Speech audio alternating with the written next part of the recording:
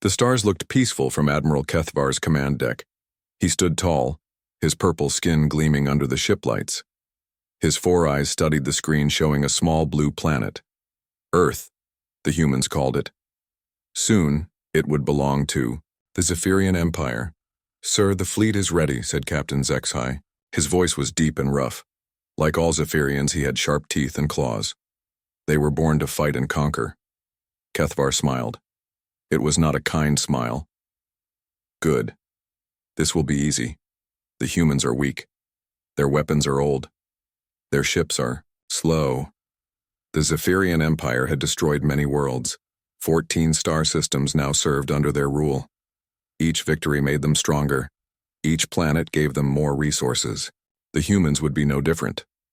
On Earth, Captain Jake Morrison sat in his small office. Red lights flashed on his computer screen. The warning came from the edge of space. Something big was coming toward Earth. Something that did not belong there. Jake's hands moved fast over his keyboard. The numbers on his screen made him feel cold inside. The alien ships were huge. There were thousands of them. Each one was bigger than anything humans had ever built. "Get me General Carter," Jake said into his phone. His voice was calm, but his heart was beating fast. General Lisa Carter was in her office when the call came. She was a small woman with gray hair, but her eyes were sharp and smart. She had been waiting for this day for many years. "How many ships?" she asked Jake. "Over 2,000, ma'am. They'll be here in 6 hours. Lisa closed her eyes for a moment. Then she opened them and smiled. "Thank you, Captain. Follow Plan 7. Jake knew what Plan 7 meant. It was the plan they had practiced, but hoped never to use. "Yes, ma'am." Far below the Earth's surface, Dr. Kevin Hayes got the message. He was in a room so deep underground that no one above knew it existed. The room was full of computers and screens. Scientists in white coats worked quietly at their desks. Kevin had gray hair and kind eyes behind thick glasses. He looked like a teacher, not a soldier, but he knew secrets that could shake the galaxy. "It's time," he told his team. "Start the preparations." The scientists nodded.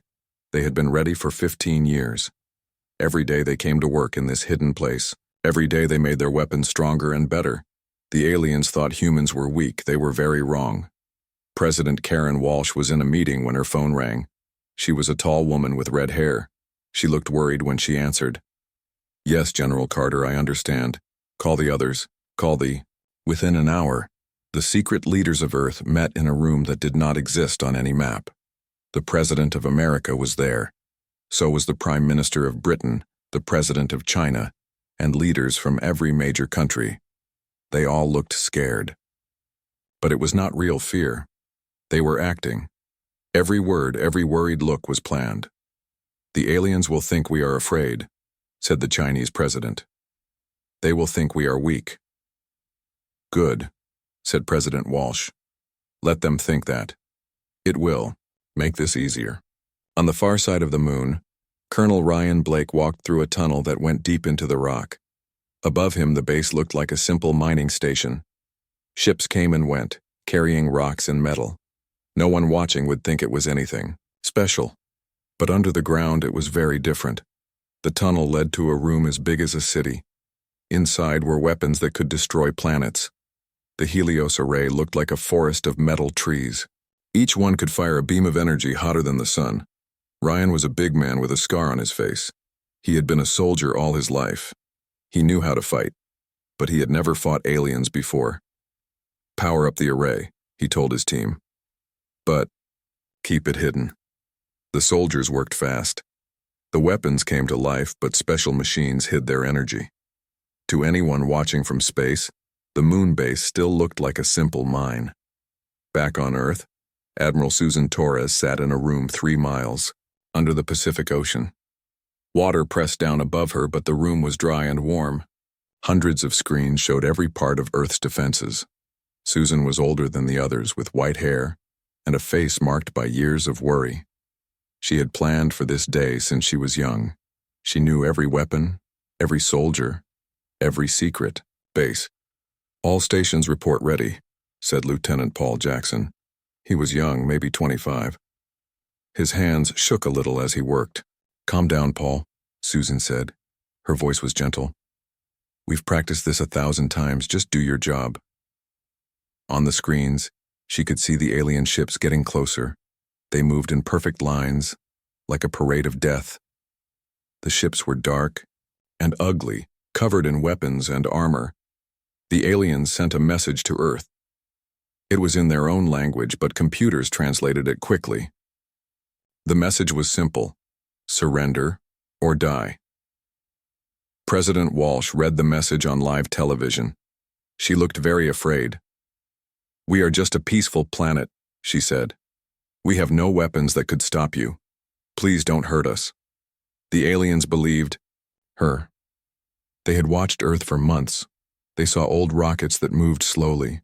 They saw simple nuclear bombs that were weak compared to their weapons. They saw a species that had barely left their own planet. They did not see the truth. They did not see the weapons hidden in space stations that looked like factories. They did not see the gravity generators disguised as communication satellites. They did not see the antimatter bombs hidden in asteroids. The Zephyrians thought humans were like the other species they had conquered: weak, afraid, easy to defeat. Dr. Hayes looked at his screens and smiled. The aliens were walking into a trap that had taken 50 years to build. Every human on Earth was about to see what their species could really do. The Empire thought they were coming to conquer a primitive world. They had no idea they were about to meet the most dangerous predators in the galaxy. The alien fleet appeared like a dark cloud against the stars. 2,000 ships filled the space around Earth. Each ship was black and covered in weapons. They moved in perfect formation, showing their power to anyone watching. Admiral Kethvar stood on his command deck feeling proud. His flagship, the Dominator, was the biggest ship in the fleet. It was 5 miles long and carried enough weapons to destroy a continent. Behind him stood Emperor Vexthol himself. The Emperor was huge, even for a Zephyrian. His skin was deep purple, almost black. 4 red eyes glowed in his massive head. Golden armor covered his body. He had come to watch the humans surrender. "Send the message," the Emperor said. His voice was like thunder. Captain Zexai pressed buttons on his control panel. The message went out to Earth in 17 different alien languages, but not in any human language. The aliens did not think humans were important enough to learn their words. "People of Earth," the message said, "you are now part of the Zephyrian Empire. Surrender now and some of you will live as slaves. Fight us and we will turn your planet into dust. You have 1 hour to decide." On Earth, every television and radio played the message, but computers had to translate it because the aliens had not bothered to speak in English or any other human language. President Walsh stood in front of cameras in the White House. Her face was white with fear. Her hand shook as she held the papers, but it was all an act. "My fellow humans," she said, "we face a terrible enemy. Our weapons are weak compared to theirs. We have no choice but to surrender. I am sorry. We tried our best." Around the world, other leaders gave similar speeches. They all looked afraid and defeated. In China, the president spoke of their small military. In Russia, the premier talked about their old weapons. In Britain, the prime minister almost cried as she spoke. But in secret, different messages were being sent. Deep underground in hidden bunkers, the real leaders were busy. They were not afraid. They were excited. General Carter sat in her bunker, beneath Washington. She watched the alien ships on her screens. They were exactly where she wanted them. "Begin Operation Sleeping Tiger," she said into her radio. All over Earth, things that looked normal began to change. The big satellite dishes that people thought were for television started to move. They pointed at the alien ships. But they were not really satellite dishes. They were weapons. In space, the International Space Station looked the same as always. Astronauts could be seen moving around inside. But deep in the station's core, powerful engines came to life. The space station was not just for science. It was a battleship. The aliens watched but saw nothing dangerous. Their sensors showed weak human technology everywhere. Old rockets sat on launch pads. Simple missiles were hidden in underground silos. Nuclear submarines moved slowly through the oceans. Emperor Vexthul laughed.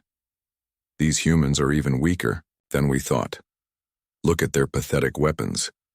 Captain Morrison sat in his office and pretended to panic. He sent fake messages about evacuation plans. He ordered his men to look scared and confused. Everything was carefully planned to make the aliens think humans were helpless. On the moon, Colonel Blake walked through his base. Above ground, mining, robots still worked, digging rocks and loading ships. But below ground, the Helios array was fully powered and ready. The array was humanity's greatest weapon. It could focus the power of a star into a beam of energy. The beam could travel at almost the speed of light. Nothing could stop it. Target the flagship, Blake told his men. But wait for the signal. The alien fleet moved into attack position. They surrounded Earth like a cage of metal and death. Each ship was ready to fire. The humans would die quickly.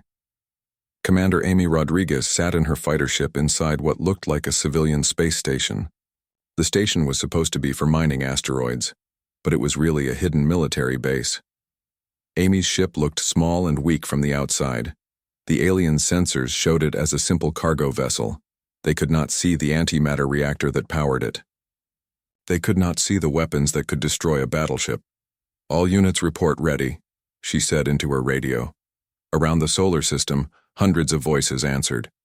Every asteroid mining station was really a military base. Every communication satellite was really a weapon. Every space telescope was really a targeting system. Dr. Hayes sat in his underground laboratory and smiled. The trap was perfect. The aliens had no idea what was about to happen. Lieutenant Commander Frank Johnson was on a submarine under the Arctic ice. Above him, polar bears walked on the frozen sea. It looked peaceful and quiet. But the submarine carried weapons that could crack a moon in half. Quantum torpedoes are loaded and ready, he reported. Admiral Torres watched everything from her command center under the ocean. 3 miles of water pressed down above her, but she felt safe. The room was filled with screens showing every human weapon in the solar system. The enemy is in position, she announced. All units prepare for simultaneous strike. The aliens finished moving into formation. They were ready to attack. Emperor Vexthul raised his massive arm. Begin the bombardment, he commanded. The alien weapons started to charge. Energy built up in their cannons. In a few minutes, they would fire and kill millions of humans. But humans had been ready for this moment for 50 years. Every weapon was aimed. Every soldier knew their job.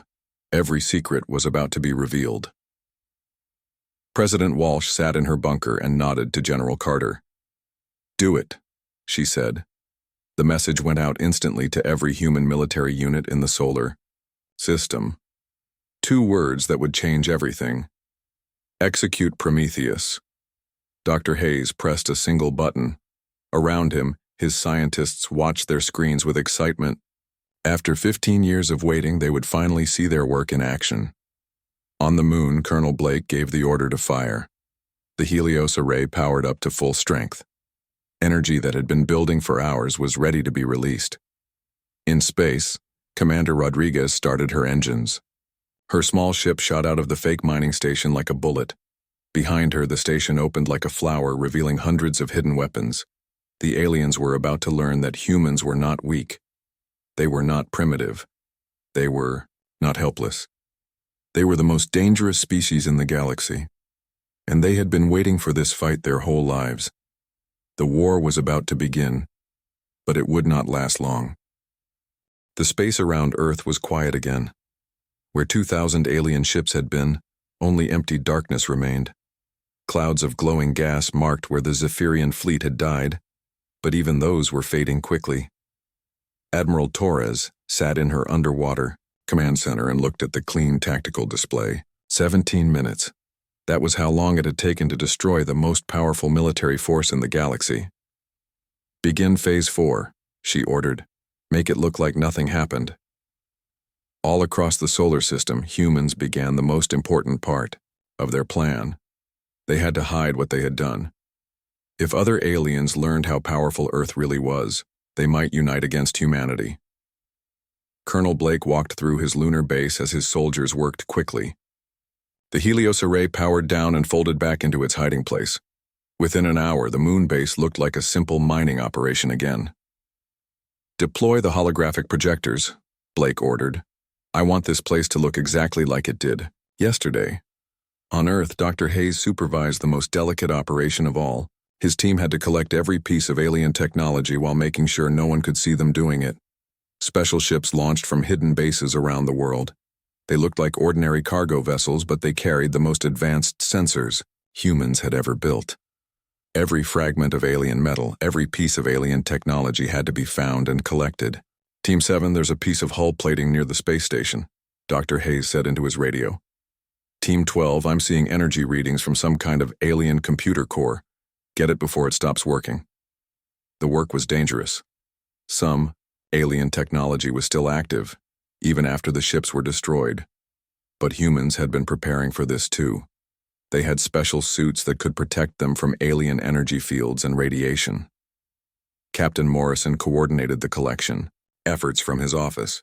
His screen showed dozens of recovery ships working in space. To anyone watching from far away, it would look like Earth was cleaning up debris from a meteor shower. "We've got almost everything," Morrison reported to General Carter. "The big pieces are gone. We're working on the smaller fragments now." President Walsh held another press conference. She stood at the same podium where she had announced Earth's surrender just hours before. But now her story was very different. "My fellow humans," she said, looking tired but relieved. "The alien visitors have left our solar system. They decided that Earth was not worth their attention. We are safe for now." The reporters asked many questions. They wanted to know what the aliens had looked like, what they had wanted, why they had left so quickly. Walsh answered carefully. "They were obviously much more advanced than us. They took one look at our primitive technology and decided we were not a threat. They left to find more valuable targets elsewhere." Around the world, other leaders told similar stories. The aliens had come, looked around, and left. Earth was too backward and poor to be worth conquering. But while the leaders lied to the public, the real work continued in secret.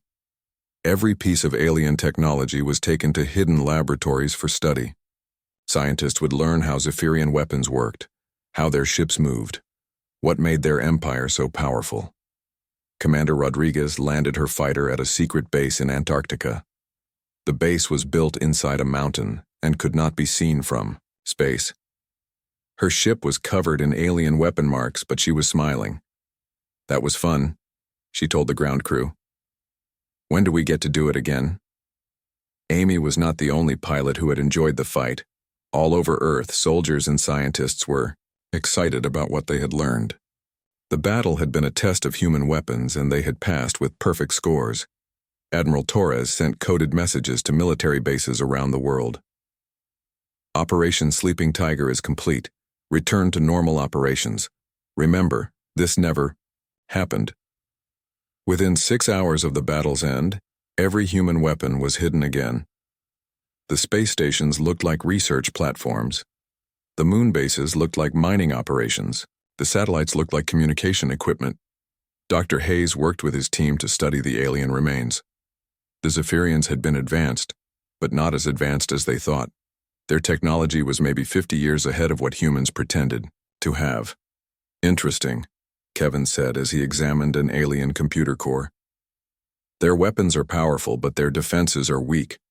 They expected to fight enemies with similar technology. They never planned to fight someone like us."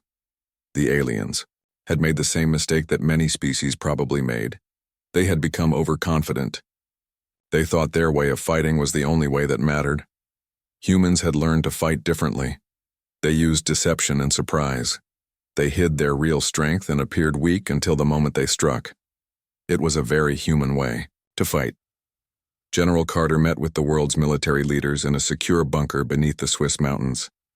Everyone was tired but happy. They had spent 50 years preparing for this day, and everything had worked perfectly. "The galaxy now knows that the Zephyrian Empire has disappeared," Carter said. "But they don't know why. Some will think the Empire just decided to go home. Others will wonder if something destroyed them. What if they send investigators? Asked the Chinese general. Let them come, Carter replied. They'll find exactly what the Zephyrians found, a primitive world with weak technology and frightened people. The evidence of what really happened is already gone. The cleanup was nearly complete. Space around Earth looked normal again. The only signs of the battle were some unusual energy, readings that could be explained as solar activity. President Walsh met with her closest advisors in the White House Situation Room. The room was deep underground and protected from any kind of surveillance. The public believes the cover story, she said. Most people think the aliens just looked at us and left. Some conspiracy theorists think there was a battle, but no one will believe them. This was the hardest part of the plan. Humans had just won the greatest military victory in their history, but they could never celebrate it publicly. The secret had to be kept. Frank Johnson brought his submarine back to its hidden base under the Arctic ice. His crew was proud of what they had done, but they could never tell anyone. As far as the world knew, they had been on a routine patrol. Good work, everyone, Frank told his crew. But remember, we were never here. This mission never happened. We spent the day fixing the engines. The men nodded. They understood. The survival of humanity depended on keeping the secret. As night fell on Earth, the planet looked peaceful and quiet. Cities glowed with electric lights. Cars moved on highways. People went about their normal lives. But hidden beneath the surface, in bunkers and secret bases, humans were already preparing for the next threat. They had proven they could defend themselves. Now they had to make sure they stayed strong enough to do it again. The galaxy was a dangerous place, full of empires and species that wanted to conquer others. But now there was a new player in the game, a species that looked weak, but was actually the most dangerous predator among the stars. And the best part was that no one knew it yet. 3 months passed after the Zephyrian fleet disappeared. Earth looked the same as always. People went to work, children went to school, and life continued normally. But in the hidden depths of space, something was approaching. Captain Morrison sat at his desk reading the daily reports when his computer screen flashed red. New ships were entering the solar system, but these were different from the Zephyrian warships. General Carter, Morrison said into his phone. We have visitors again, but these ones are sending peaceful signals. Carter was in her office drinking coffee when the call came. She set down her cup and smiled. About time. What do we know about them? They call themselves the Altarian Republic, Morrison replied. 5 ships, medium size. They're requesting permission to enter Earth orbit for diplomatic contact. This was exactly what human leaders had hoped would happen. Word of the Zephyrian Empire's mysterious disappearance had spread through the galaxy. Other alien species were curious about what had happened in the Sol system. President Walsh called an emergency meeting of the Global Defense Council. The same leaders who had planned humanity's defense now had to plan humanity's entry into galactic politics. We stick to the plan, Walsh said. We are a primitive species that got lucky. The Zephyrians looked at us and decided we weren't worth the trouble. Dr. Hayes was in his underground laboratory when he got the news. He looked at the screens showing the approaching Altarian ships. They were much smaller than the Zephyrian vessels, and their designs looked more peaceful. Run full scans, he told his team, but keep our sensors hidden. I want to know everything about these aliens before they get here. The Altarian ships moved slowly and carefully toward Earth. They had heard stories about this system. A powerful empire had come here and simply vanished. No one knew what had happened to the Zephyrians. Ambassador Claire Bennett was chosen to make first contact with the aliens. She had been a colonel in the Earth Defense Force, but now she wore the simple, blue uniform of a diplomat. She looked nervous and excited, just like a primitive human meeting advanced aliens for the first time.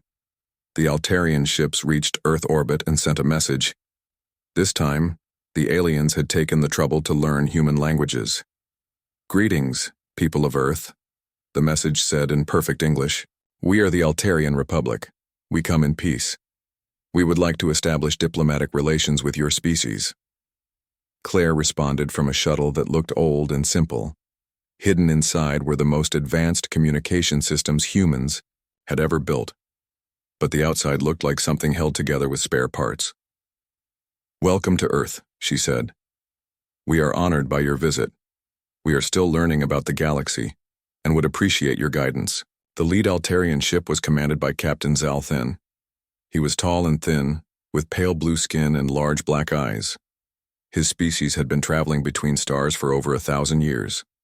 "We heard that the Zephyrian Empire visited your system recently," Zal then said carefully. "But they seem to have left quickly. Do you know what happened to them?" Claire looked confused and a little scared. "They came here with many big ships. They looked at our planet and our technology. Then they just left. I think they decided we were too primitive to bother with." This was exactly what the Altarians expected to hear. They had scanned Earth with their sensors and found exactly what the Zephyrians would have found: old rockets, simple nuclear weapons, and a species that had barely left their home planet. Captain Zal then felt sorry for the humans. They seemed so young and helpless compared to the great powers of the galaxy. "We would like to help you," he said kindly. "The galaxy can be dangerous for young species. We can teach you about galactic civilization and help protect you from threats." Behind her nervous smile, Claire was trying not to laugh. The aliens wanted to protect humanity from threats. If only they knew that humans were the biggest threat in the galaxy. Dr. Hayes listened to the conversation from his hidden laboratory. Everything was going perfectly. The Altarians saw exactly what humans wanted them to see. Over the next few days, the aliens shared information about galactic civilization. They told humans about dozens of different species, their technologies, their territories, and their politics. The Zephyrian Empire had controlled 14 star systems before they disappeared. Other species were now fighting over those systems. Some aliens thought the Zephyrians had found a new enemy and been destroyed. Others believed they had just moved to a different part of the galaxy. "The galaxy is full of mysteries," Captain Zal then told Claire during one of their meetings. "Species rise and fall. Empires appear and disappear. The Zephyrians were very powerful, but something made them vanish completely." Claire nodded and looked impressed by the aliens' wisdom. "It must be frightening to know that even powerful empires can just disappear." "Yes," Zal then agreed. "That is why smaller species like yours need protection. The galaxy has many predators." If only he knew, Claire thought. The biggest predator was sitting right across from him, pretending to be harmless prey. The Altarians offered to sponsor Earth's entry into the Galactic Council. This was a group of peaceful species that worked together for trade and protection. Humans would be given a small voice in galactic affairs and protection from hostile empires. President Walsh accepted the offer with gratitude. "We are honored that you would help such a young species," she said. "We promise to learn from your wisdom and contribute what we can to galactic peace." But while the diplomats talked about peace, human military leaders were planning for war. General Carter met with her staff to discuss what they had learned about galactic military technology.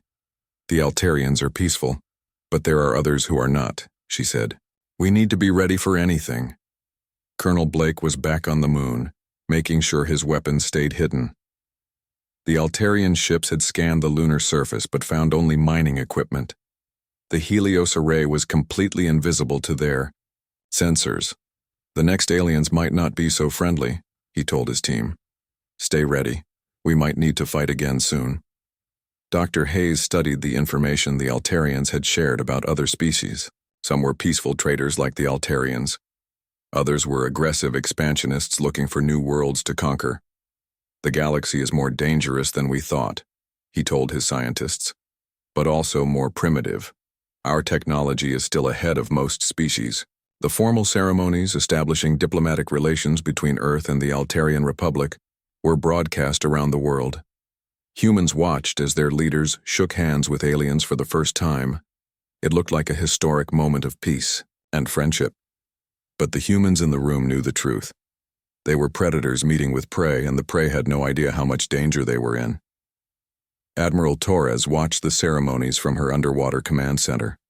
Her screen showed human ships throughout the solar system, all disguised as civilian vessels.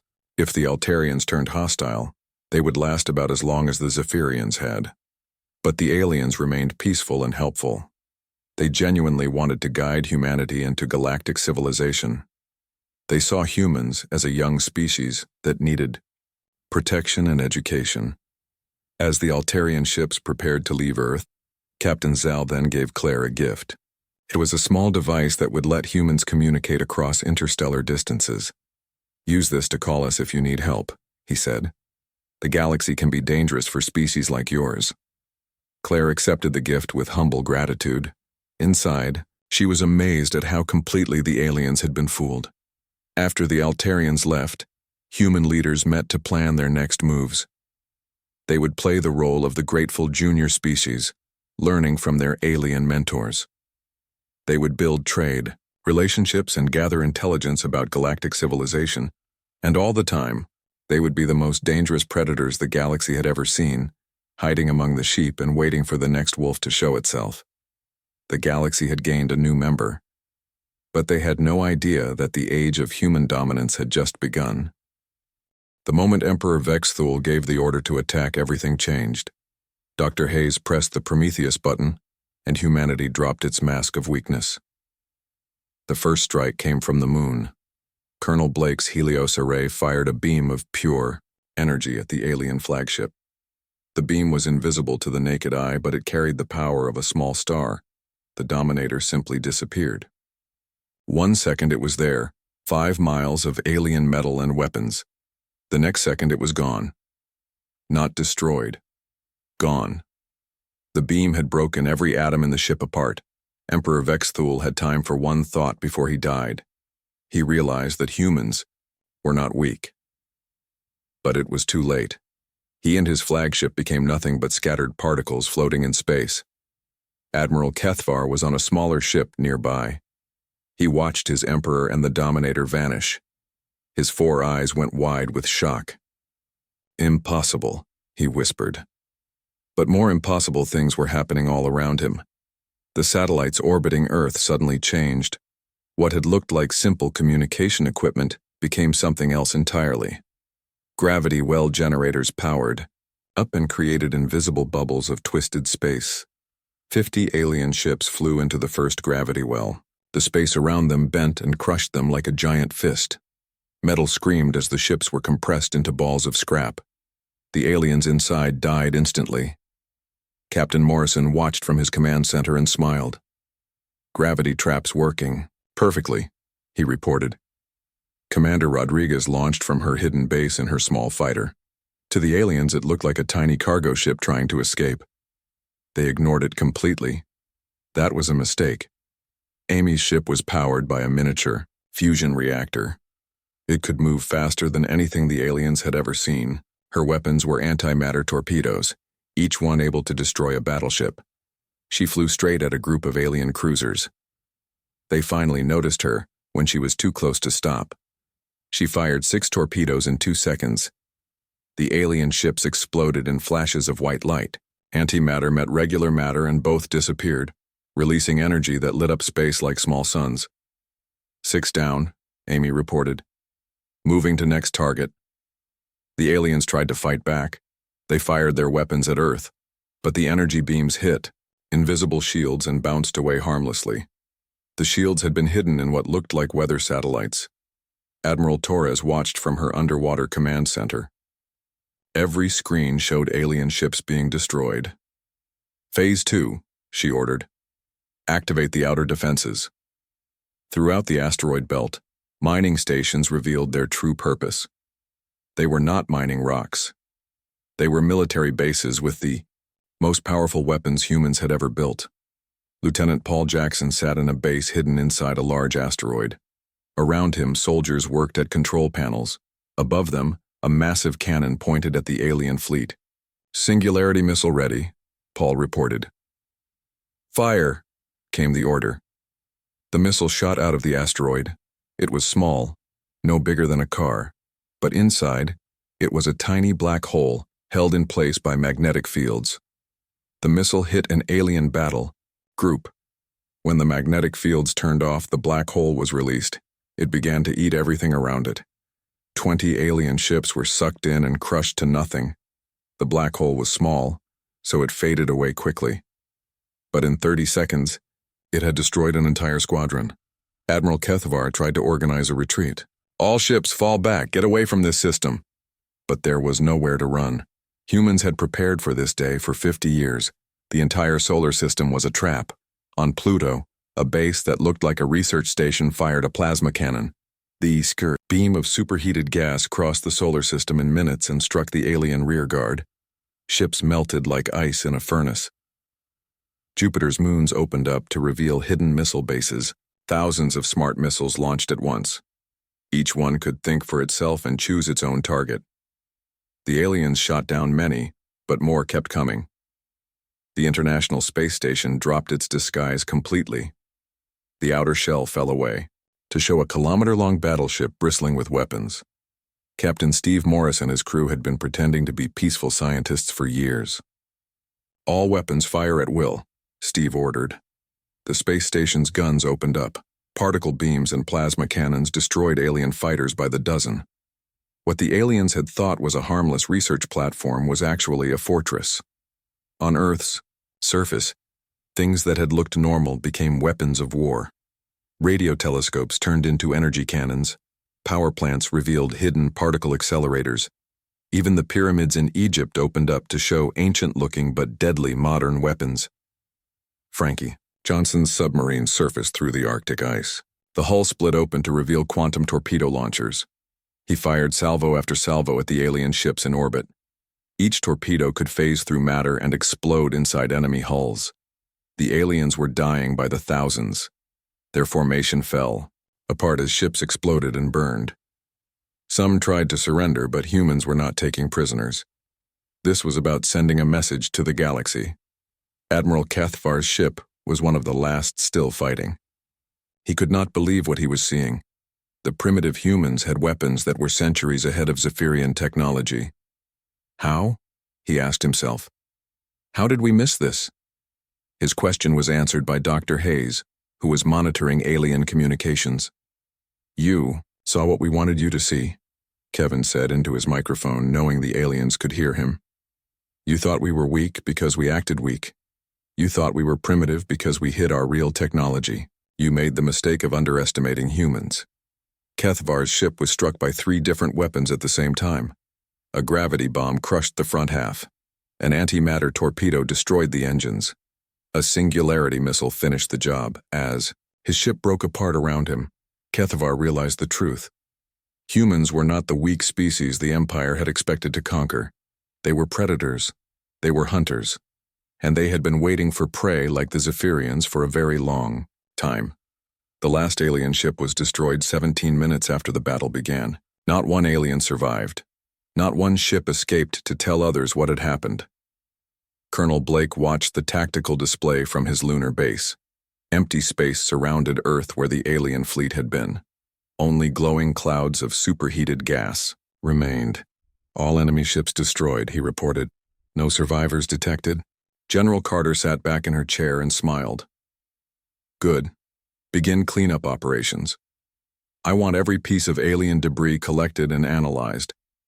And then I want our weapons hidden again. The battle was over. Humanity had won.